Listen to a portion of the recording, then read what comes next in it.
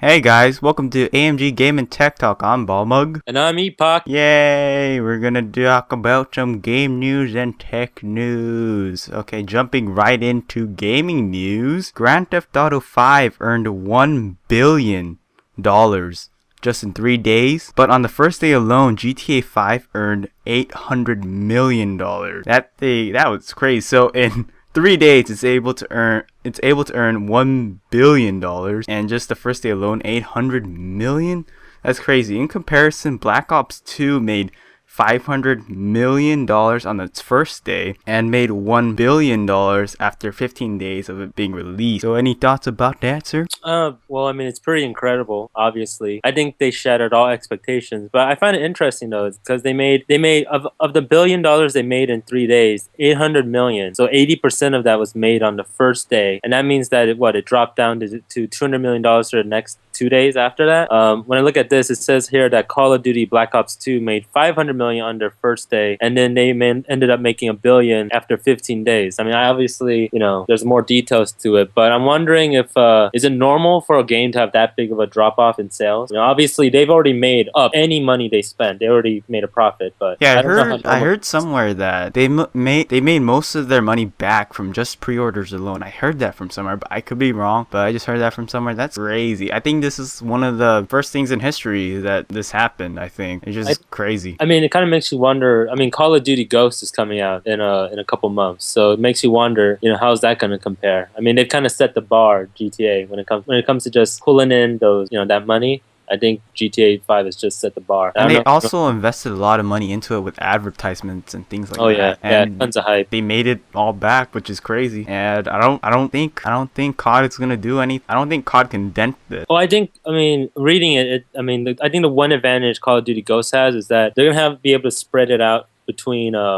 two different consoles, because they're going to be next gen, but they're also going to release for the current gen, so they can maybe make it up that way. But yeah, I feel like Call of Duty is kind of it's kind of hit its, I guess it's kind of reached its apex of popularity. I don't feel like Call of Duty Ghost had that same hype, that same anticipation, that same love and just like adoration that GTA 5 got, because not only did GTA 5 make a ton of money, but it seems like across the board people are saying this is a great game. And in a couple of weeks the multiplayer is going to be released, so right. I'm pretty sure sales is going to skyrocket there again. Right. I mean, yeah, Grand Theft Online is going to make it. So, I mean, that's kind of the thing. When you think about previous Grand Theft Autos, they're basically, I mean, GTA 4 had multiplayer, but the main reason people played it was for the single player campaign, to play around in the sandbox. Well, Grand Theft Online, we're talking about a game where people could be playing it for, years, not just playing it just for the single player campaign, but just playing it for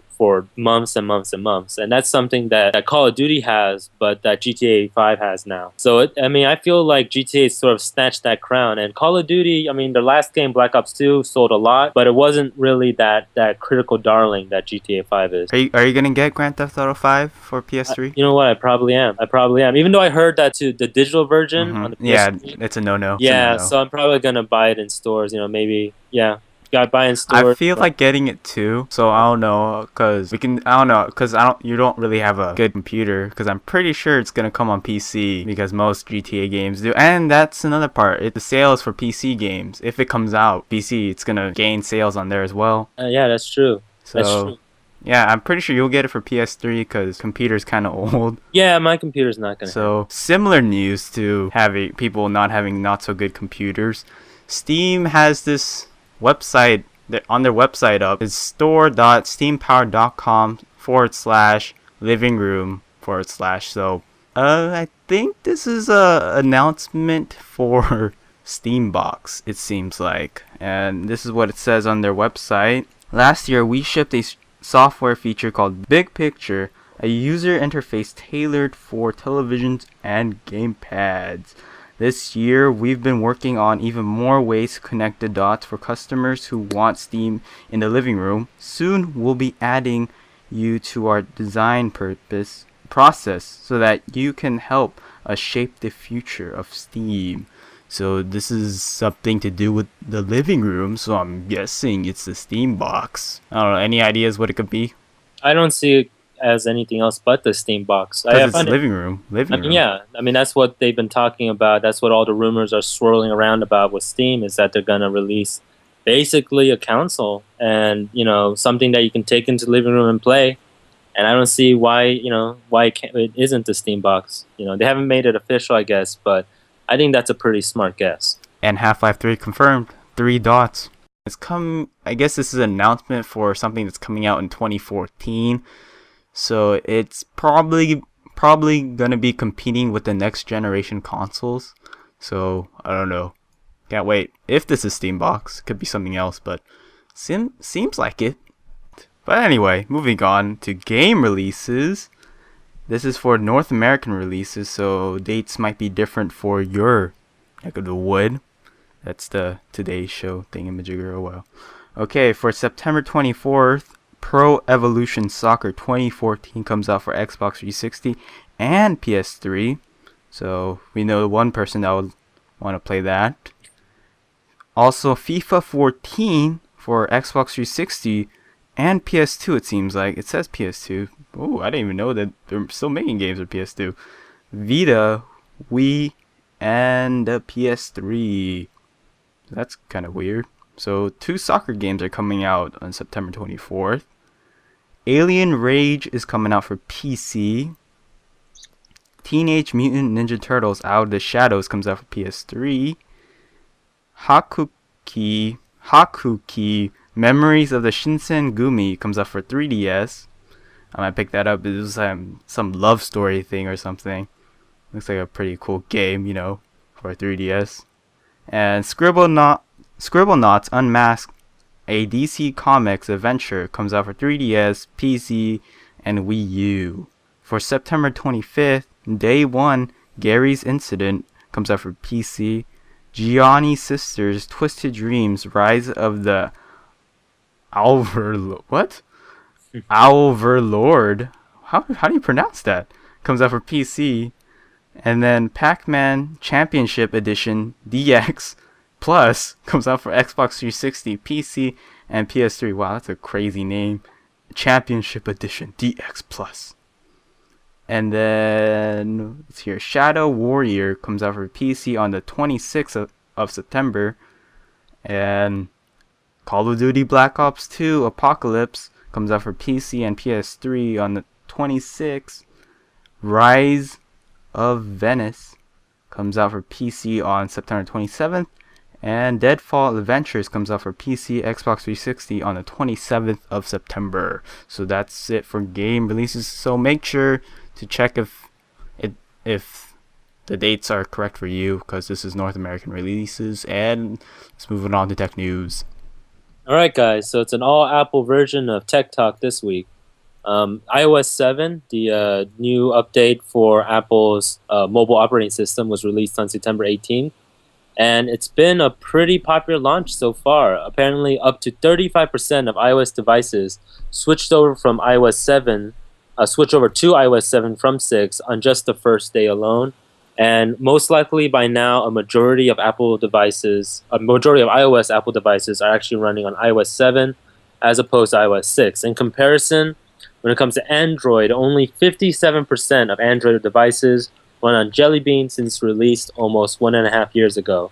Obviously, there's differences. There's a lot of different Android devices from a lot of different mobile makers.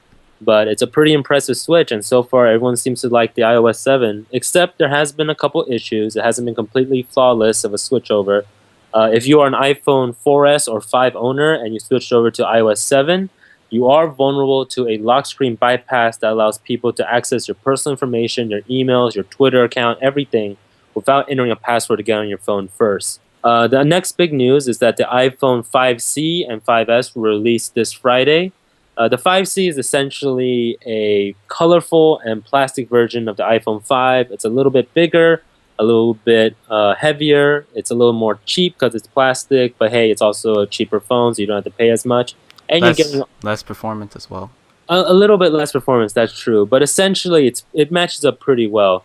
And it's a little bit cheaper, so it's a little more affordable. The iPhone 5S looks a lot like the iPhone 5, but there are certain differences, mostly inward, It's the first phone with a 64-bit chip, and it has this new Touch ID fingerprint scanner that stores your fingerprint data within an encrypted part of the chip that's actually separated from the rest of the chip. So, privacy concerns, if you think they're going to sell the data to other companies or they're going to use it to access your phone without permission, supposedly you don't have to worry about that. The weight and the screen resolution, though, is the same from last year's model, the iPhone 5. Now there's a lot of people that are talking about, oh well, it's too much the same. No one's really going to buy it, but apparently a lot of people are still lining up in stores to buy the iPhone 5C and 5S. Now last year, the iPhone 5 sold 5 million units the first weekend it was being sold. People are saying that most likely this year either it will be about similar or even more, with some people estimating 7 million units sold. Unfortunately, there is no data available until Monday, when Apple should make their sales data available. What's interesting, though, is that the gold iPhone 5S is by far the most popular seller out there right now when it comes to new iPhones. And the gold iPhone 5S is actually sold out until October. It's been a huge hit. And in China, apparently people in China really love the color gold. There's a huge demand for the gold iPhone 5S, but just the gold iPhone 5S.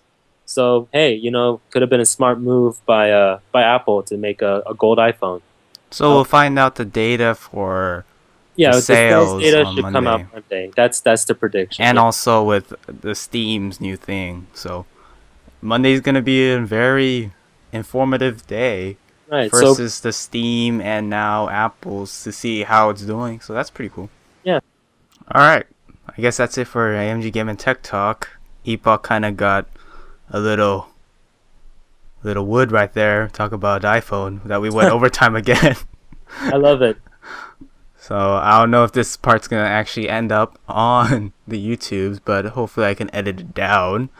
But before we go, people to the future that are actually watching it, because we're recording this in a previous date, Dexter season finale occurred for you guys, I guess. So pretty sure it's gonna be terrible season finale. But oh well, I guess you guys can tell me if it's terrible or not, since you guys are in the future and I'm in the past, and I'm going to probably watch it on Monday. So, yep.